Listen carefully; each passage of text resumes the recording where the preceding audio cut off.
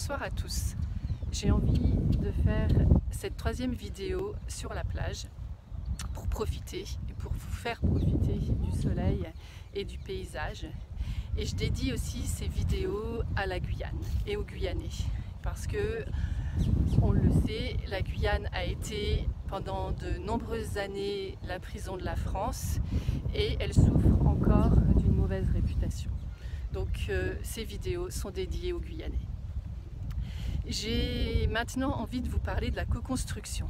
Pourquoi la co-construction? Parce que je me rends compte que c'est une étape essentielle de la démarche de transformation ou de recherche de solutions et que si on se laisse aller à faire, encore une fois, ce qu'on a appris à l'école, c'est-à-dire à discuter pour se mettre d'accord lorsqu'on est en groupe et qu'on doit co-construire quelque chose, on peut passer des heures en discussion qui sont complètement stériles, qui n'avancent pas, pour au final dire finalement tous en groupe on n'y arrive pas, donc on va refaire à la manière classique, traditionnelle, donc on va demander à quelqu'un qui nous dise quel est le point B à atteindre, puisque nous n'arrivons pas à le co-construire ensemble, et au moins comme ça on n'y passera plus tout ce temps et toute cette énergie.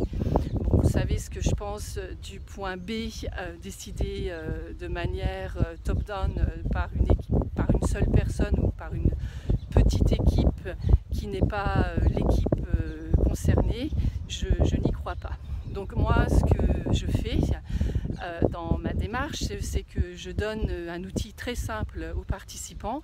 Je leur demande de dessiner la bande dessinée de l'expérience que doit vivre un des utilisateurs lors de l'utilisation de cette solution B ou lors de cette étape B.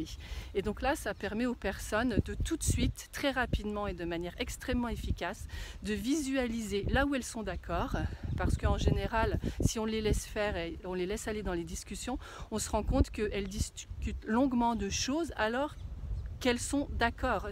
Elles discutent parce qu'elles ne voient pas leur solution pour lesquelles elles sont d'accord, du même angle. Donc en fait, elles ne se rendent même pas compte qu'elles perdent du temps à discuter de quelque chose pour lequel elles sont d'accord. Donc là, elles le visualisent de manière très physique, et donc là, elles voient qu'elles sont d'accord, ce qui leur laisse ensuite la possibilité de visualiser là où il y a des trous, et là où elles ne sont pas d'accord. Donc en fait, le temps de discussion peut se focaliser sur les points à compléter ou sur les points de divergence. Et c'est extrêmement efficace et ça oblige les participants à allier aussi un niveau de concret qui permettra ensuite de tester de manière pertinente la solution. Parce que si on reste à un niveau trop théorique, on aura beau tester la solution, il y a plein de choses qui ne seront pas identifiées et donc qui ne pourront pas être améliorées. Donc voilà pour cette petite séquence. Très bonne soirée et à bientôt.